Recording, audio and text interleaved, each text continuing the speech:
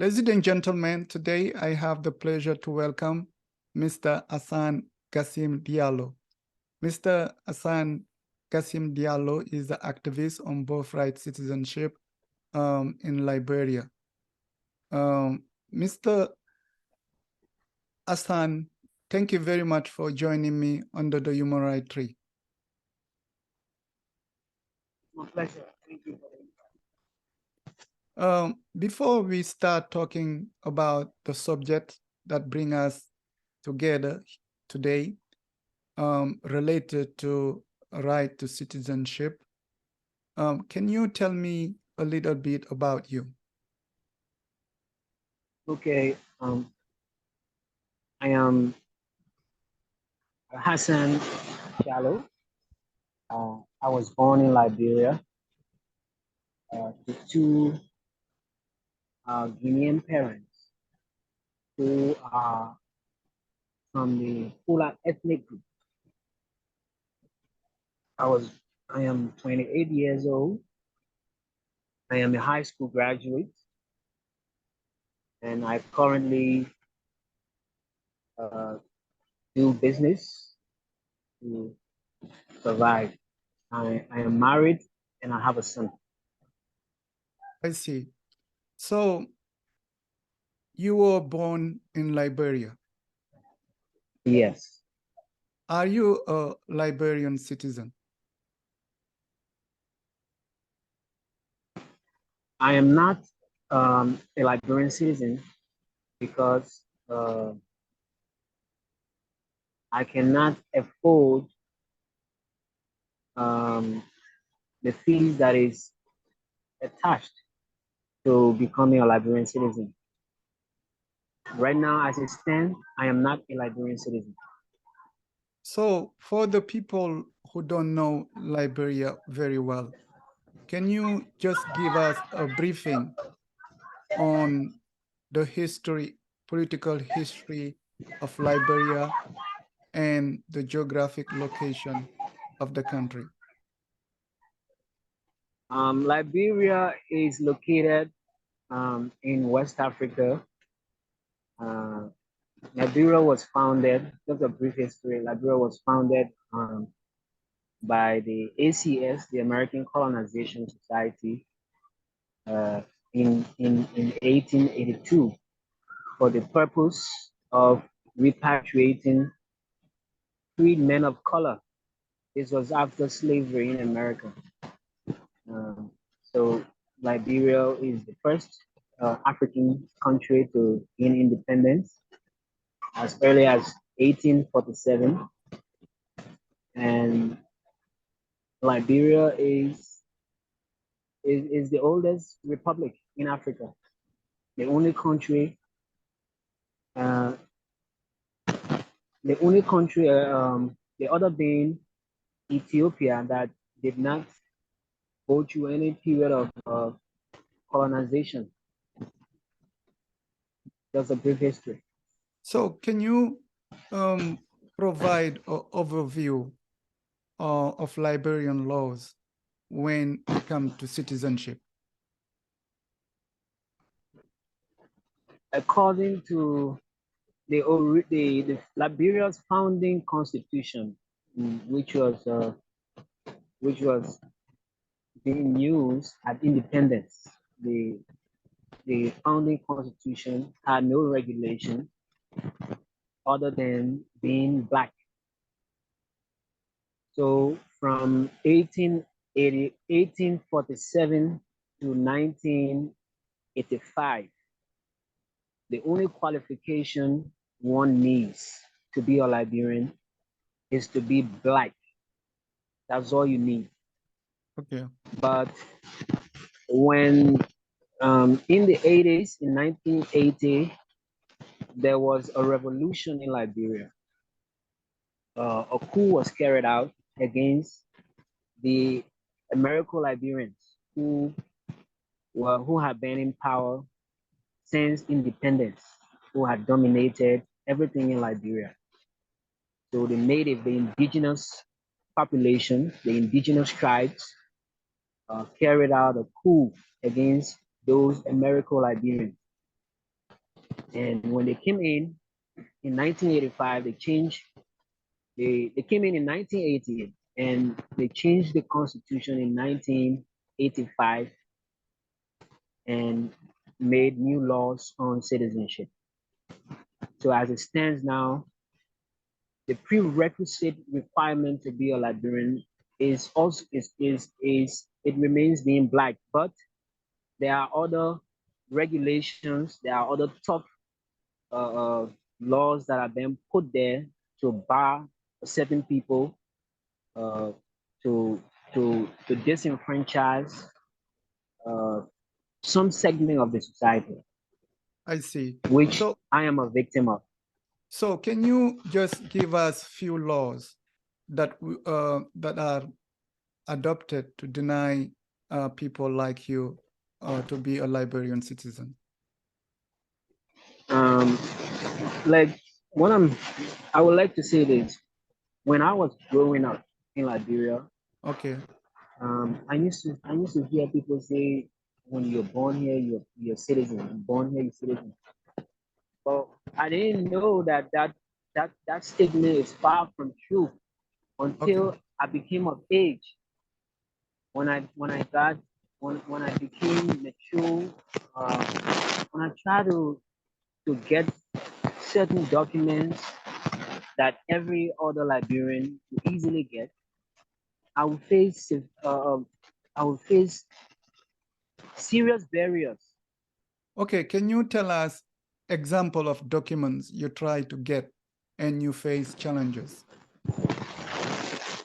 Um, like obtaining a birth certificate, Okay, like getting a passport, that is almost impossible. You have to pay way more. You have to bribe.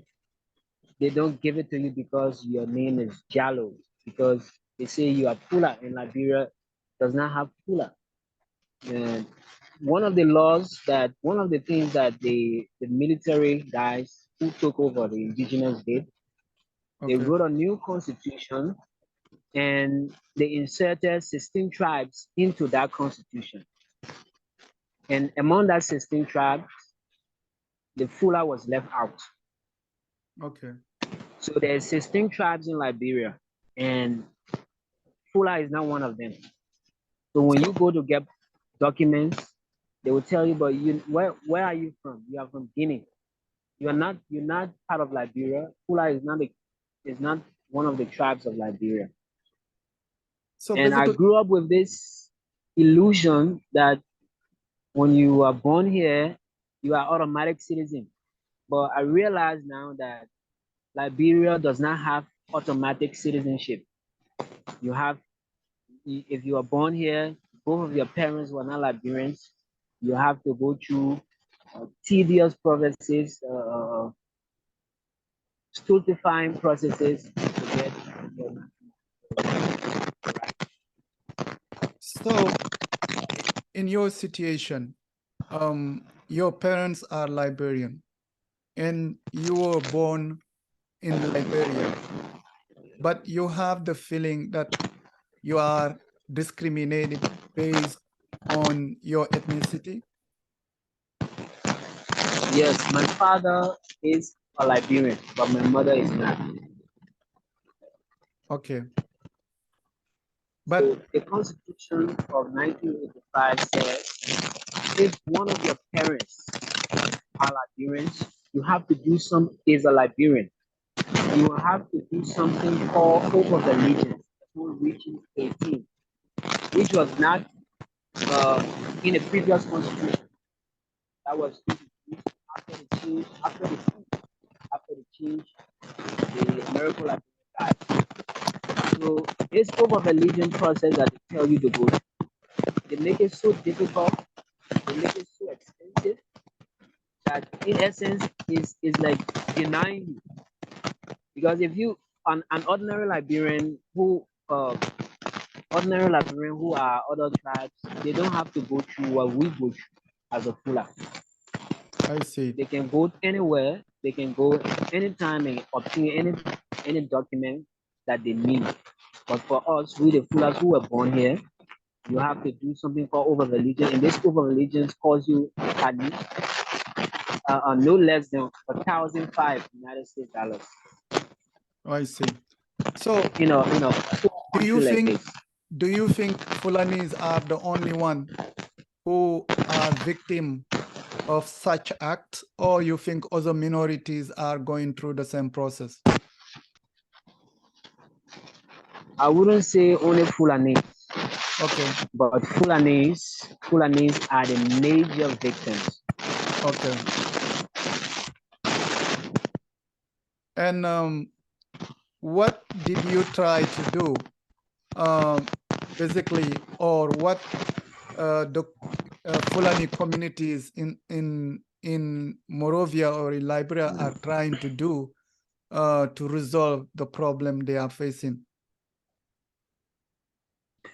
Well, the Fula community is not doing much in terms of to try to resolve this. And really, they're not doing much from my perspective. Okay. Because that needs needs time and dedication. And really, the Fulani community, the leaders, they since they can afford, like I told you from the beginning, is a matter of having the right money. Once you can afford to bribe, you can only get it through bribing.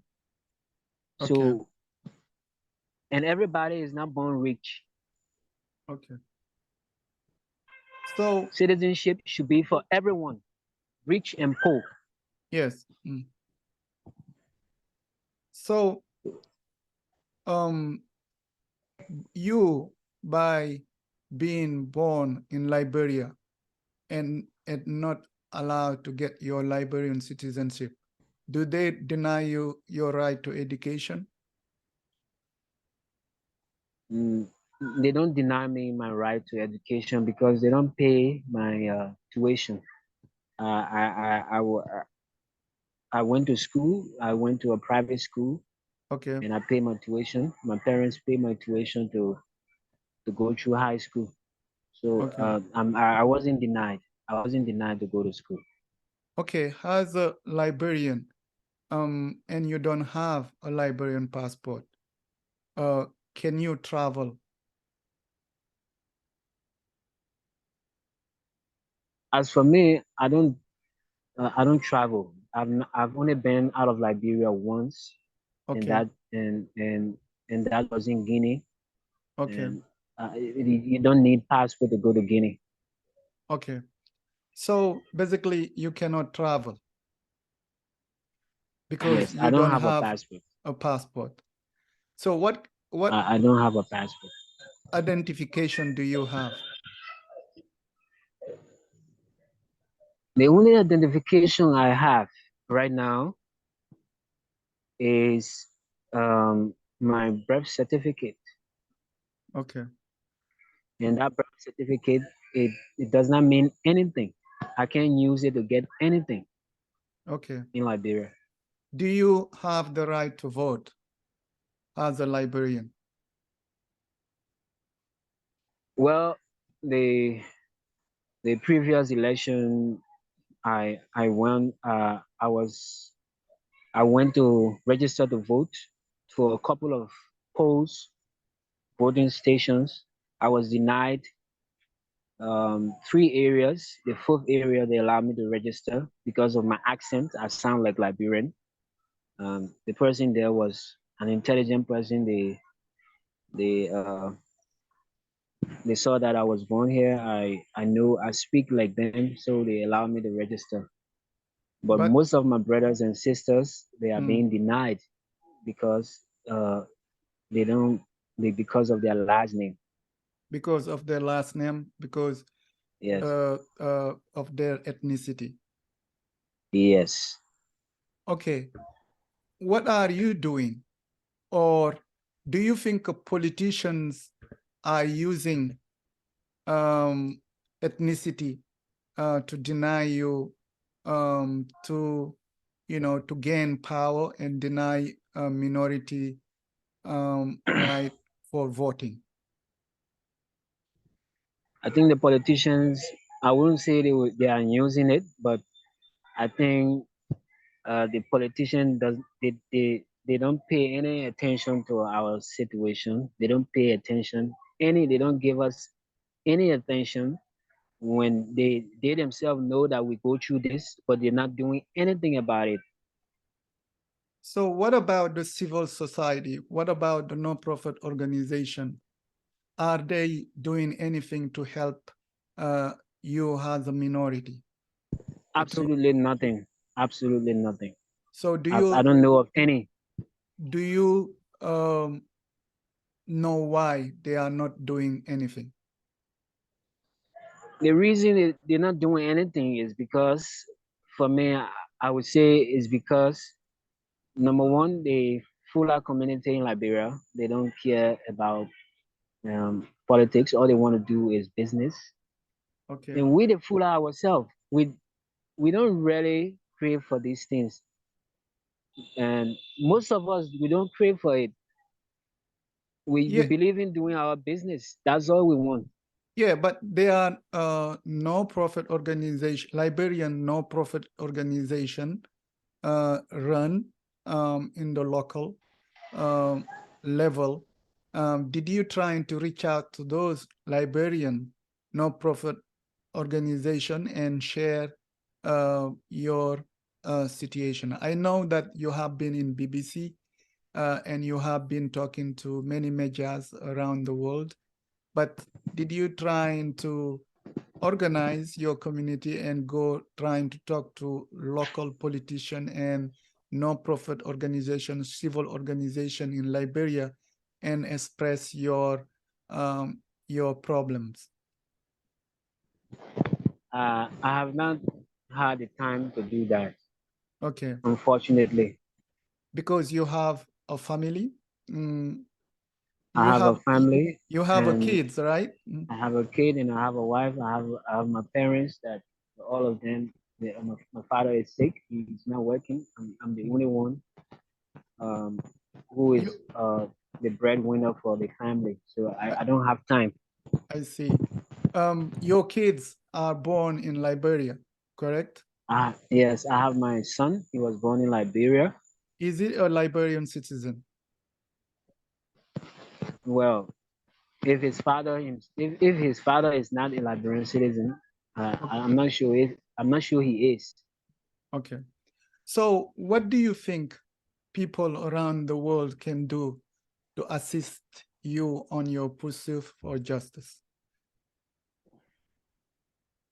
What I want, what I'm pleading for the world, if ever powerful organizations or the UN, the any organization who that seeks to promote human rights. This is a very traumatizing condition that we are faced with in Liberia. Um, this is very traumatic, where everywhere you go, people who you grew up with, your childhood friends, when you all go to a place together to obtain something like a Mm, document, all of them will get accepted and you will be denied. Imagine how traumatizing that is. You feel yeah. excluded from society, and Mm, this is the mentally stupefying condition. I mean, to say the least. We need help um, from any human rights organization to help us put pressure on the government of the day to try and look into this matter, because so many thousands of of young people are affected by this, and they mm, can't talk because of the economic condition in Liberia. Most people are, young people my age, they're not really concerned about, causing trouble. They are, mm. because of the economic situation, we are too busy. We have much more important things to focus on than, you know, trying to organize for this. Yeah, but I think is this issue is very important also, despite you're going around trying to earn a living. I truly believe that um, organizing your community and trying to reach out to politicians and non-profit organizations, local non-profit organization, and sharing your concern about your situation is something that must be a priority for you, because right now you are no citizen and you were born in Liberia. Your kids also, your kid is born in Liberia, and he's not citizen. And most likely, if he's not citizen, he's going to go through the same situation or challenges you are facing. Therefore, I Yes. think there is a way to do to earn a living, but in same time trying to find the ways to resolve this kind of situation that I think is not fair. Um, so in the future, are you willing to talk to your community and reach out to politicians and no-profit local organization trying to do something to change the situation? I am willing even now to do Okay. that. Mm, I'm friends with a couple of politicians, mm, and I share my interviews with them. I tell them that we as a community we are going through this. We mm, are denied our basic human rights, and we are discriminated against from the highest of the government to the lowest. And look, the notion is pervasive everywhere you go. There is anti-Fulani sentiment everywhere because the people they're just hateful against us. I don't we've not done anything to them. I don't know why this notion exists. Politicians need to come in and see how to work on this. so you believe I am the friends. public opinion are not in favor of allowing minorities like Fulanis to obtain citizenship in Liberia? Um, yes, unfortunately, yes. Liberians are very prejudiced against Fula people. Okay, The notion is pervasive everywhere, and no matter even the politicians themselves, this is why they don't care about this. okay. This is why they don't. You will never hear such an issue in the Liberian press. Never. Mm. No politician talk about this because it is an unpopular position. If you try to talk about this, you lose votes. I So see. we need we really need a true organization dedicated squarely to this cause. I see.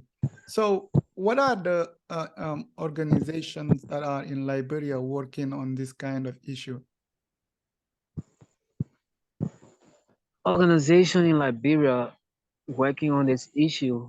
Really, I don't know of any right now. Okay. There is none. So basically, we only have a few seconds left on my time. Again, Okay. Mr. Asim Gasim Jalloh, thank you very much for joining me under the Human Rights Tree. And I will reach Thank you out very much. again in the near future and trying to, to see, to have a discussion and see how we can work together and to Thank allow you so things much. to improve. So again, thank you for joining me, and let's keep in touch. Thank you so much, Brother Alpha. I appreciate the time and thank you for this grandiose opportunity. I am truly grateful to you for giving me the platform All to right. raise our cause